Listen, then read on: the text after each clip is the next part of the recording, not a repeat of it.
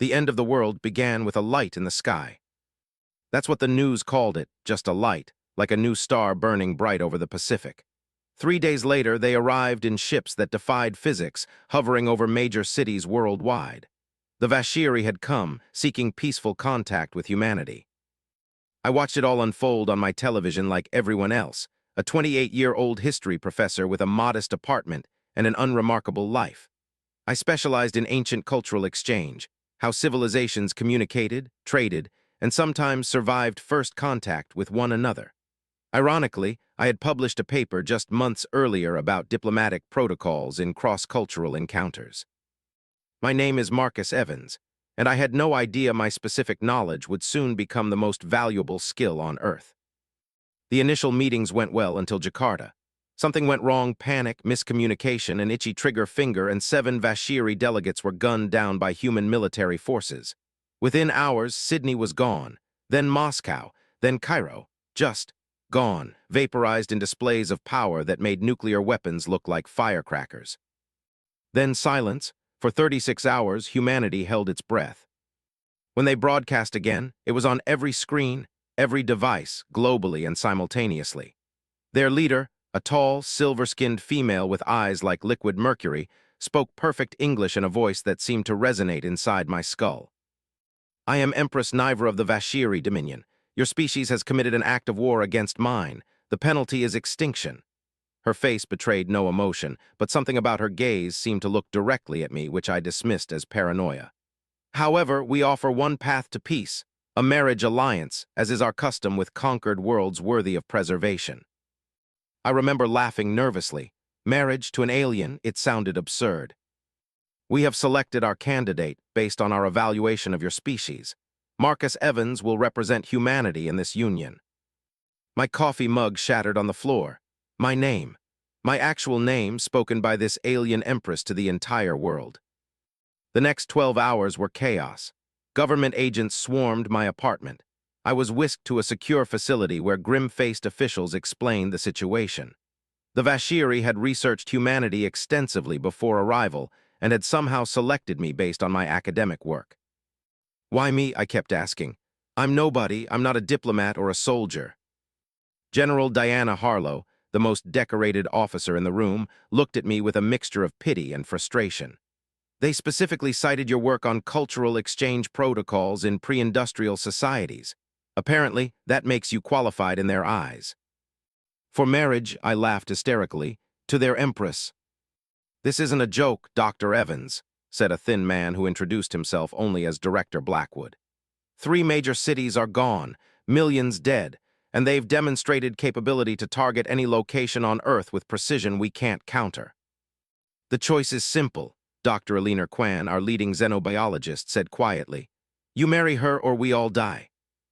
They showed me satellite imagery of the Vashiri fleet, hundreds of ships, each capable of the destruction already demonstrated. Earth had no defense. That night, I was allowed to call my parents and sister. "How do you tell your family you're being sent to marry an alien warlord?" "I'll be fine," I lied, watching my mother cry. "I'll find a way to make this work." The next morning, as I prepared to board the shuttle that would take me to the Vashiri mothership, General Harlow pulled me aside. "Evans, I won't pretend to understand why they chose you, but you're all we've got now." She pressed something into my palm, a small comm device. "Emergency channel, if you get any intelligence up there that could help us, just in case this goes sideways." I nodded, throat too dry to speak. As the shuttle doors closed, I caught my reflection in the polished surface. Just an ordinary man with brown hair, glasses, and terrified eyes. Not a hero, not a diplomat, just someone who'd studied how cultures survived first contact. Now I needed to put theory into practice, or humanity would pay the price for my failure. The Vashiri mothership swallowed our shuttle like a whale consuming plankton. As the docking bay doors sealed behind us, my last view of Earth disappeared, a small blue dot growing ever more distant, carrying everyone and everything I had ever known. 6 Vashiri guards met me at the airlock. They towered over me, nearly 7 feet tall, with iridescent silver skin that seemed to shimmer under the ship's blue-tinted lights. Though humanoid in basic shape, their elongated limbs and 4-fingered hands marked them as unmistakably alien. Each wore what appeared to be ceremonial armor, black plates embellished with intricate silver writing I couldn't decipher. "Marcus Evans," one of them said, voice resonating with a metallic timbre. "Follow." They led me through curving corridors that felt organic rather than constructed, as if the ship itself were a living entity. I touched a wall experimentally. It was warm, almost skin-like. My escort noticed and spoke without turning. "The vessel lives. It is grown, not built." Grown, of course. I filed away this cultural insight even as panic threatened to overwhelm me. We entered what I could only describe as a preparation chamber. 2 female Vashiri waited, their features more delicate than the guards, but no less intimidating. "I am Tellez," said the taller one. "This is Venri. We prepare you for union with Empress Nivra." What followed was the most uncomfortable hour of my life. They stripped me naked without ceremony, bathing me in a luminescent liquid that tingled against my skin. My protests died when I saw their confusion. Modesty clearly wasn't a Vashiri concept. They applied oils and markings to my body, speaking to each other in their native tongue, a series of musical clicks and tones. I forced my academic mind to take over. This was cultural exchange at its most intimate. I needed to observe, learn, adapt. "What do the markings mean?" I asked Tellez as she painted something on my chest. She seemed surprised by my question.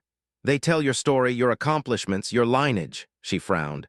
"You have few battle victories to record." "I'm more of a scholar than a warrior," I explained. Venri tilted her head curiously. "This is why Empress chose you, the knowing mind, not the killing hand." Before I could ask what she meant, attendants arrived with my ceremonial attire, a sort of metallic fabric that flowed like liquid mercury over my skin, conforming perfectly to my body. "It is time," Tellez announced. The ceremonial chamber took my breath away, a vast dome with what appeared to be the cosmos itself projected above us. Hundreds of Vashiri stood in concentric circles, completely silent as I was led to the center. A raised platform held a single figure, Empress Nivra. Up close, she was both terrifying and mesmerizing, taller than the others with skin that shimmered with an almost hypnotic quality. Her eyes were indeed like liquid mercury, no pupils, no whites, just flowing silver that somehow conveyed intense intelligence. She wore a crown-like structure that seemed fused to her skull, pulsing with blue energy. "Marcus Evans," she said, her voice resonating through my entire body rather than just my ears. "You come to save your world." I forced myself to meet her gaze. "I come to forge peace between our peoples." A ripple of something, surprise, respect, passed through the gathered Vashiri. "You speak as an equal," she observed. "Interesting." "In marriage, aren't all partners equal?" I ventured, drawing on my knowledge of diplomatic history. She smiled then, revealing teeth that seemed almost crystalline. "You will learn our ways, as we will learn yours." The ceremony began. A series of rituals followed that seemed part wedding, part coronation, part blood-pact.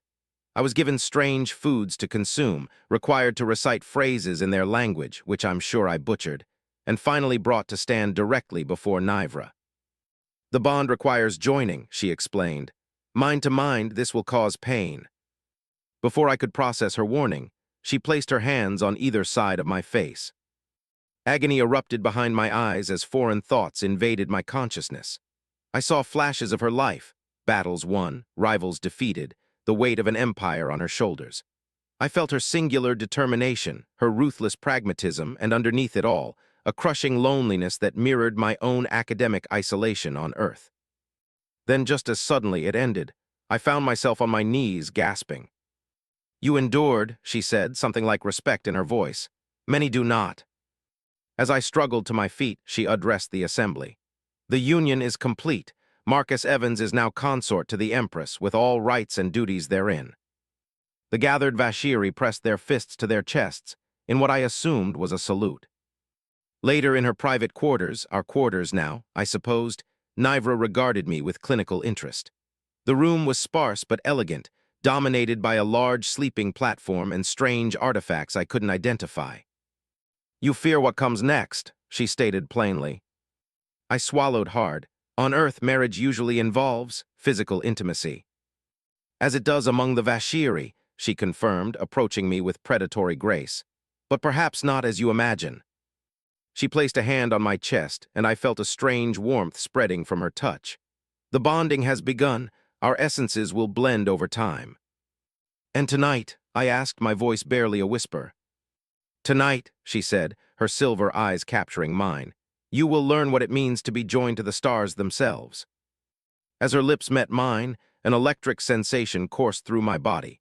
Her touch was alien yet undeniably sensual, awakening responses I hadn't anticipated. In that moment, terror gave way to something I hadn't expected, fascination, and a primal connection I couldn't explain.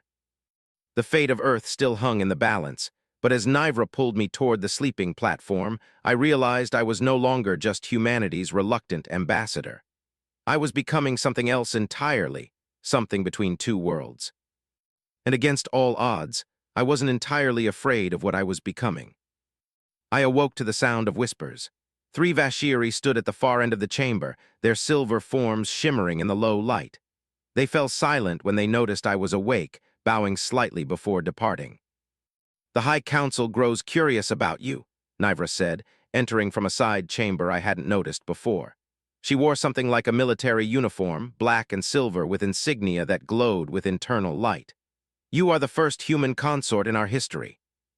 2 weeks had passed since the ceremony. 2 weeks of learning to navigate not just a relationship with an alien empress, but the labyrinthine politics of the Vashiri court. I'd begun to grasp their language, a complex system of tones and clicks that seemed impossible at first, but was slowly becoming comprehensible. "And what do they think of me?" I asked, rising from the sleeping platform. The bonding process had changed me physically in subtle ways. I was stronger, needed less sleep, and found myself understanding things intuitively that should have been beyond my comprehension.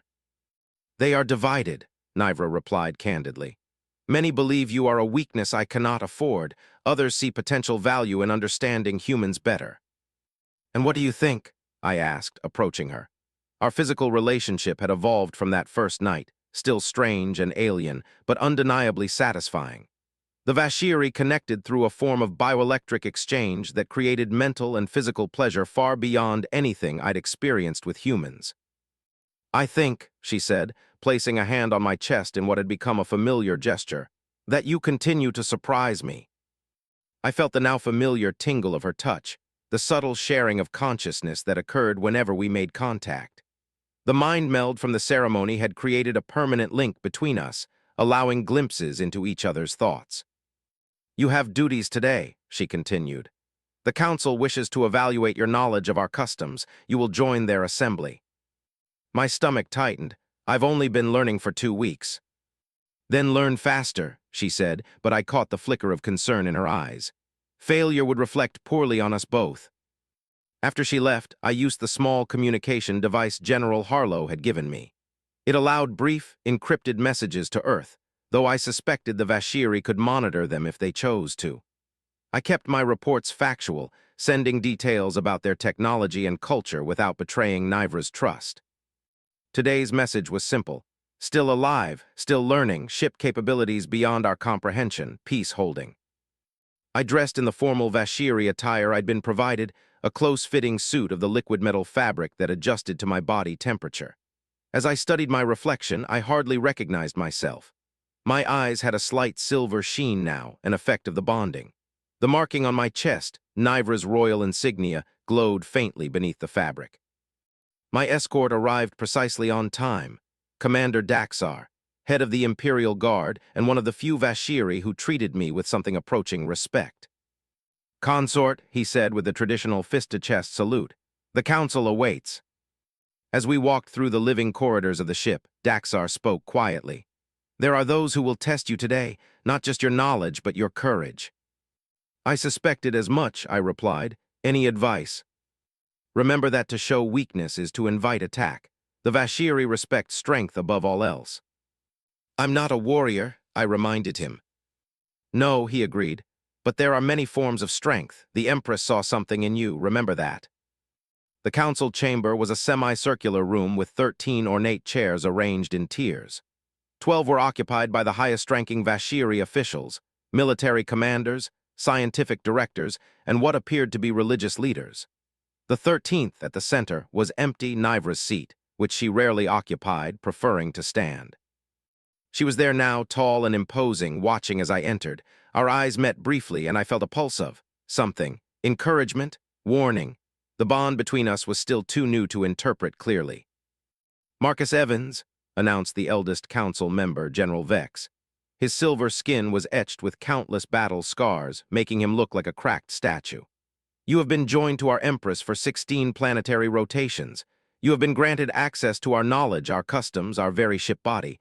Now you will demonstrate your worthiness." What followed was the most grueling examination of my life. They questioned me on Vashiri history, customs, military structure, and social hierarchies. I answered as best I could, drawing on everything I'd learned and occasionally hazarding educated guesses based on my knowledge of human cultures. Then came the trap. "If the need arose," asked Admiral Kreska, a female Vashiri with cold, calculating eyes, "would you betray your homeworld to protect the Empress?" The chamber fell silent. This was no mere academic question. I could feel the weight of 13 pairs of eyes, including Nivra's. "That question contains a false premise," I said carefully. Kreska's eyes narrowed. "Explain." "The premise assumes that betrayal of Earth would somehow benefit the Empress. It would not." I took a deep breath. "Our marriage created an alliance between our worlds. The strength of the Empress now depends partly on the strength of Earth. To harm Earth would be to harm the Empress herself." I turned to face each council member in turn. In human history, the strongest rulers weren't those who subjugated their territories until they broke, but those who forged genuine alliances that benefited all parties. I believe the Vashiri understand this principle as well, given your countless successful incorporations of other species into your dominion. A murmur ran through the council. Nivra's expression remained unchanged, but through our bond I felt a flicker of approval. Admiral Kreska wasn't finished. "Pretty words from a conquered species. But tell us, human, do you carry a communication device given to you by your military before you left Earth?" My blood ran cold, they knew. "Yes," I admitted, seeing no point in lying. "I report basic observations about life aboard the ship, cultural insights that might help humans better understand the Vashiri." "And military capabilities?" General Vex demanded. "Only what would be obvious to any observer," I said. "Nothing that would compromise the Empress's security." Kreska stood abruptly. "This human is a spy. He endangers the Empress. I move for his immediate execution." Chaos erupted in the chamber as council members argued in their native tongue, too rapidly for me to follow. Nivra remained silent, watching. I stepped forward, my voice cutting through the noise. "I request the right of Tarvek." The chamber went instantly silent. Tarvek, the ancient Vashiri right of challenge. I'd read about it in the historical texts Nivra had given me, gambling that it still held cultural significance. General Vex looked stunned. "You invoke Tarvek against whom?" I pointed at Admiral Kreska. "Against my accuser." Kreska laughed, a sound like metal being torn.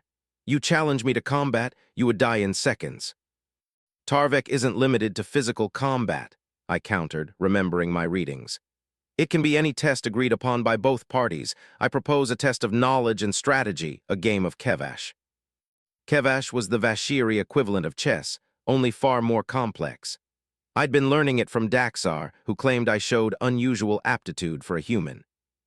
Kreska's eyes glittered. "Agreed, when you lose, your life is forfeit." "And when I win," I said with more confidence than I felt, "you will acknowledge my position as consort and withdraw your objection to the Earth Alliance." Nivra finally spoke.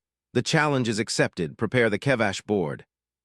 Later in our quarters, Nivra approached me with an expression I couldn't read. "That was either very brave or very foolish," she said. "Kreska is a master strategist." "I had no choice," I replied. "They were going to vote for my execution."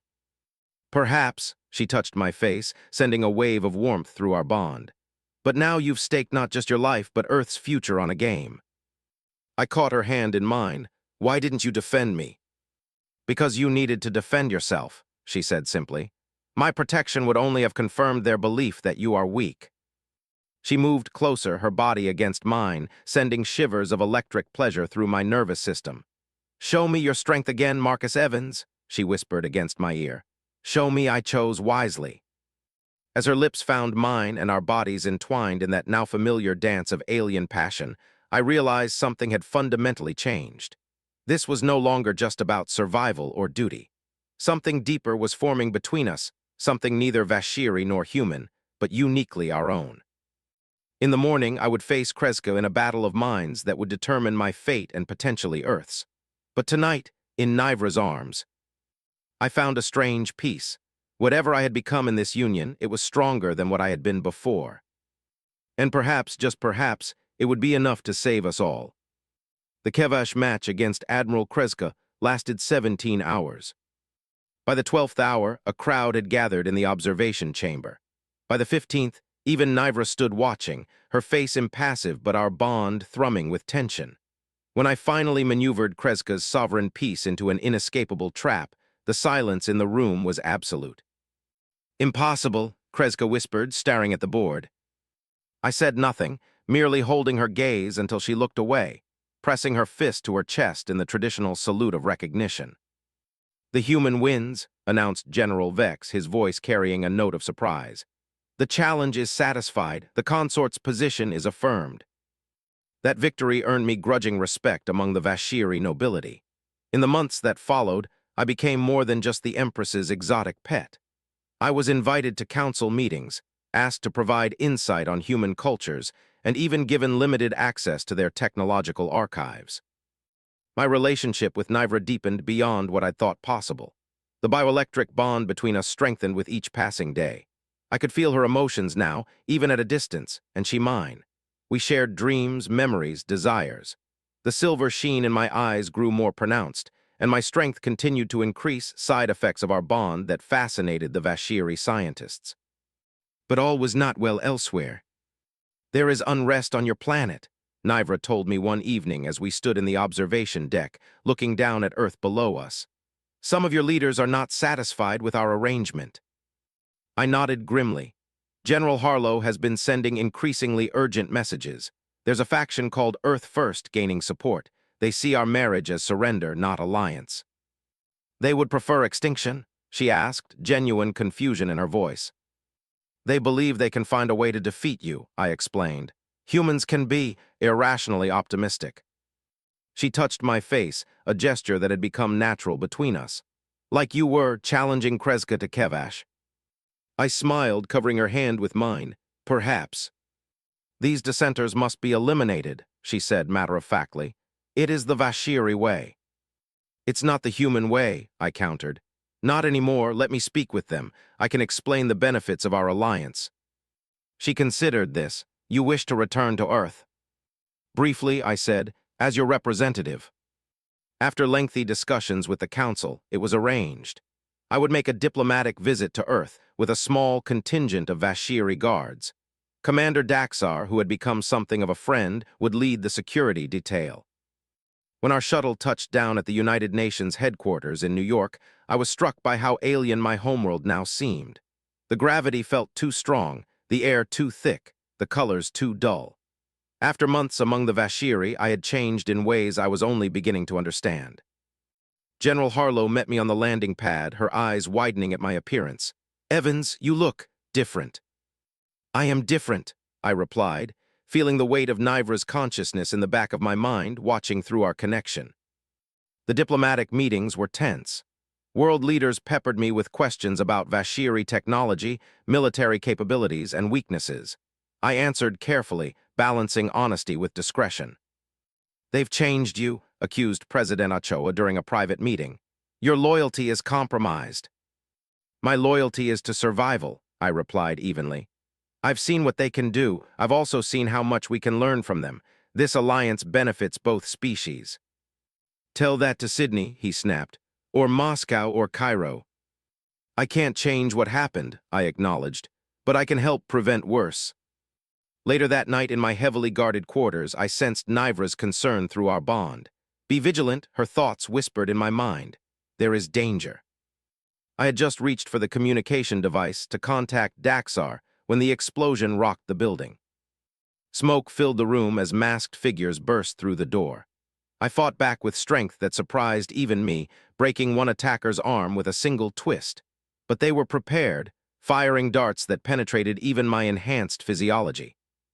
As consciousness faded, I heard someone say, "Get him to the facility. He's our only leverage against those silver-skinned monsters." I awoke strapped to a medical table in an underground bunker. General Harlow stood over me, looking grim. "I'm sorry, Evans," she said. "This wasn't my plan, but Earth first left us no choice." "What are you doing?"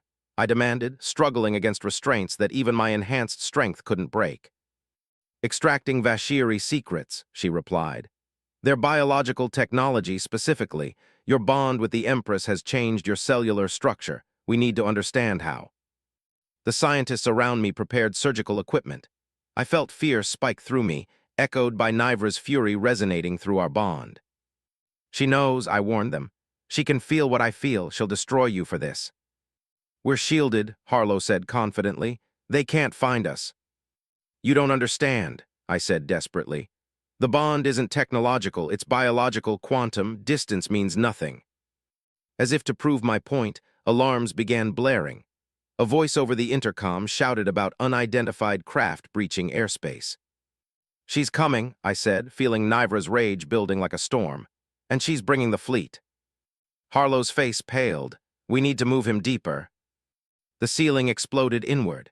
Through dust and debris, silver forms descended, Vashiri warriors in full battle armor, led by Commander Daxar. Their weapons made short work of the guards. Daxar freed me from the restraints. "The Empress comes," he said simply. I grabbed Harlow before she could flee. "Tell your people to stand down now, or Earth burns."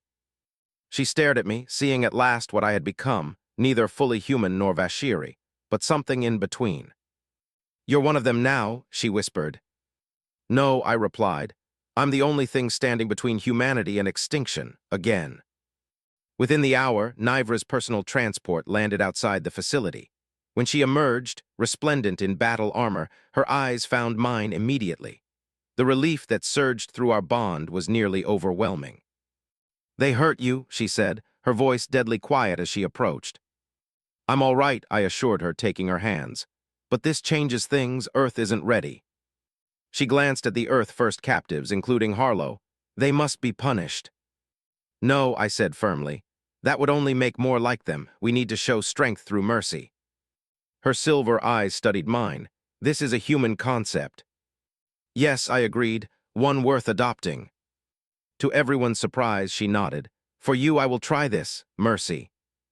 Later, aboard her transport, she held me tightly, the bioelectric connection between us pulsing with emotions too complex for words. "I felt your pain," she whispered. "I would have raised their world." "I know," I said, stroking her silvery skin. "That's why I had to stop you. What we're building is too important to destroy out of anger." She pulled back, examining my face. "You are not what I expected when I chose you." "Neither are you," I admitted. "When I selected you from your world's scholars, I thought you would be easy to control," she confessed. "A docile mate who would symbolize Earth's submission without challenging my authority." I laughed softly. "How's that working out for you?" Her lips curved in a rare smile. "You have taught me much, Marcus Evans. Perhaps there is wisdom in this partnership of equals." As our lips met and the familiar electric pleasure coursed between us, I realized that this forced marriage had become something neither of us could have anticipated. A true union, bridging not just two beings, but two civilizations.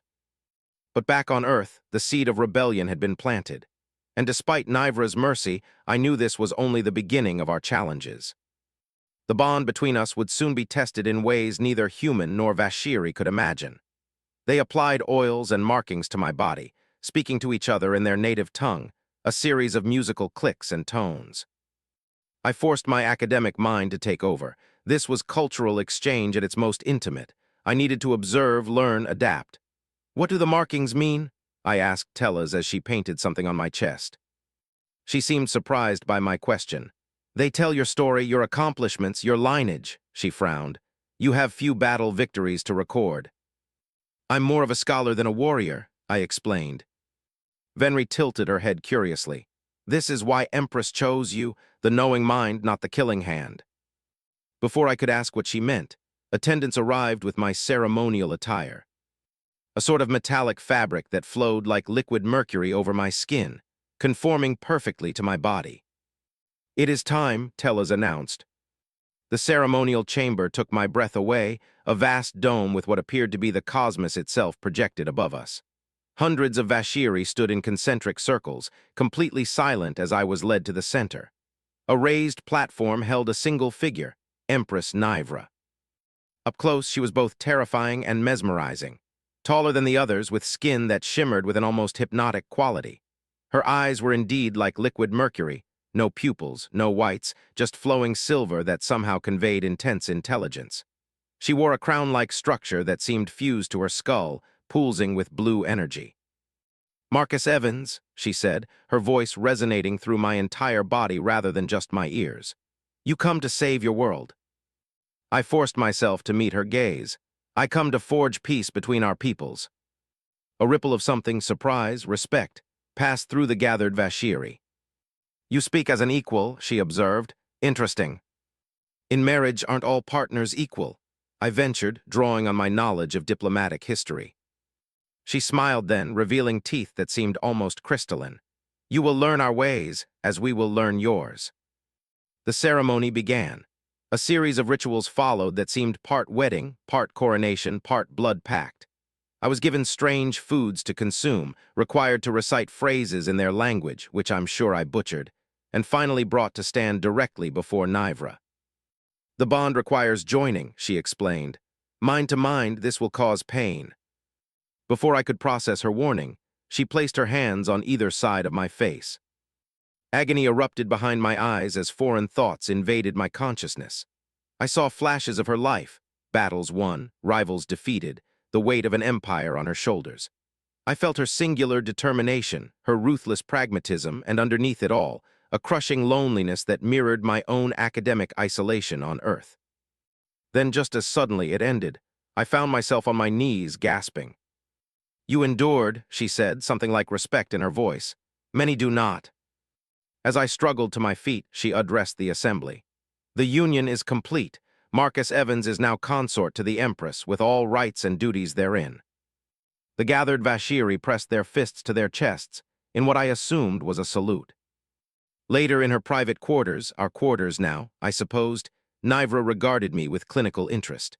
The room was sparse but elegant, dominated by a large sleeping platform and strange artifacts I couldn't identify. "You fear what comes next," she stated plainly. I swallowed hard. On Earth, marriage usually involves physical intimacy. "As it does among the Vashiri," she confirmed, approaching me with predatory grace. "But perhaps not as you imagine." She placed a hand on my chest, and I felt a strange warmth spreading from her touch. "The bonding has begun. Our essences will blend over time." "And tonight?" I asked, my voice barely a whisper. "Tonight," she said, her silver eyes capturing mine, "you will learn what it means to be joined to the stars themselves." As her lips met mine, an electric sensation coursed through my body. Her touch was alien yet undeniably sensual, awakening responses I hadn't anticipated. In that moment, terror gave way to something I hadn't expected, fascination, and a primal connection I couldn't explain. The fate of Earth still hung in the balance, but as Nivra pulled me toward the sleeping platform, I realized I was no longer just humanity's reluctant ambassador. I was becoming something else entirely, something between two worlds. And against all odds, I wasn't entirely afraid of what I was becoming. 6 months after the Earth First incident, alarms blared throughout the Vashiri mothership. I was in the Central Archives, studying their agricultural technologies that might benefit Earth, when Commander Daxar burst in. "Consort," he said, his silver face taut with tension, "you are summoned to the war chamber immediately." The war chamber. In all my time aboard, I'd never been permitted entry. Something monumental was happening. "What's wrong?" I asked, falling into step beside him. "Open rebellion on Earth," he replied grimly. "Multiple strikes against our embassies, many Vashiri dead." My blood ran cold. Through our bond, I could feel Nivra's rage, a cold, focused fury that threatened to consume everything in its path. When we entered the war chamber, the scene was chaos. Vashiri military commanders shouted orders as holographic displays showed attacks unfolding across Earth. Nivra stood at the center, still as death, watching the destruction with silver eyes turned almost black with anger. Who? I asked, approaching her. Earth First has formed an alliance with several nation-states, she said, her voice unnaturally calm. They have deployed experimental weapons based on technology they extracted from fallen Vashiri warriors. My throat tightened. Casualties. 217 of our kind, said General Vex, his scarred face contorted in grief and rage, including 30 juveniles at our Pacific embassy. Children, they had killed Vashiri children. The Council has voted, Admiral Kreska announced, meeting my eyes with cold satisfaction. Planetary pacification will commence within the hour. Pacification, I repeated, though I knew what it meant. We will target military installations first, Nivru explained, her voice detached. Then centers of government, any area harboring Earth First operatives will be cleansed. Cleansed, I echoed hollowly. You mean destroyed? She didn't deny it. The alliance is broken, Marcus. Your people have chosen extinction. Not all of them, I argued desperately. Most humans want peace. This is the action of a radical minority. A minority your governments failed to control, General Vex countered. The time for half measures has passed.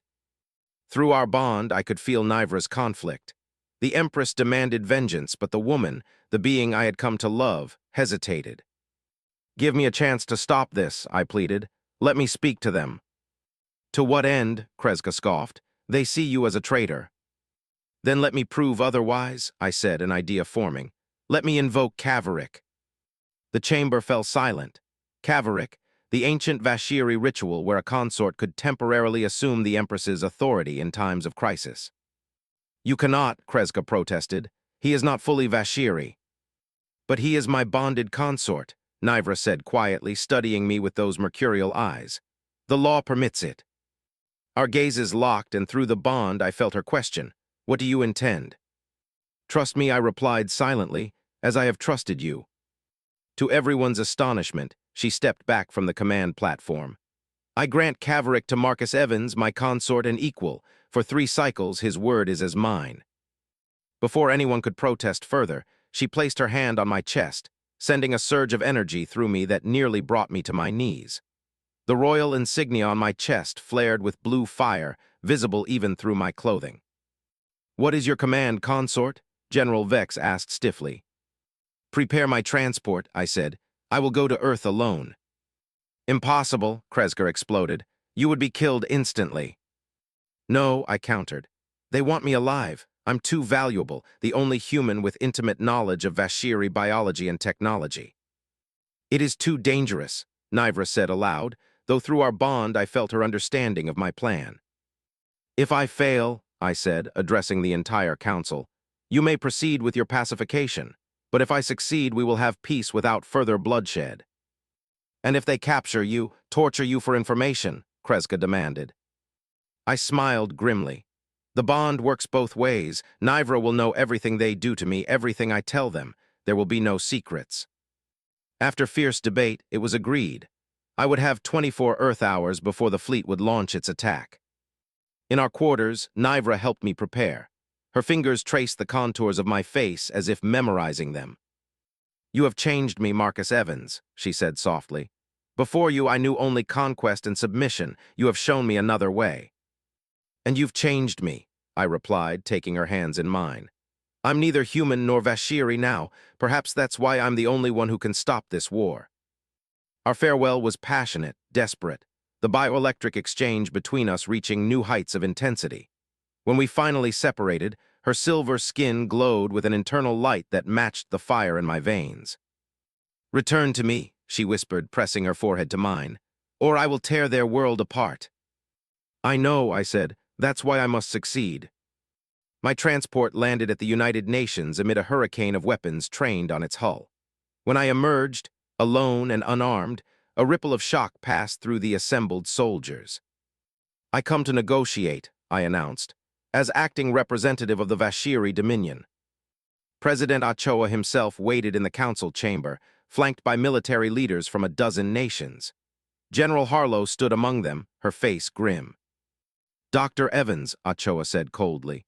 Or whatever you call hash, they gave me no choice, marry an alien or face certain death.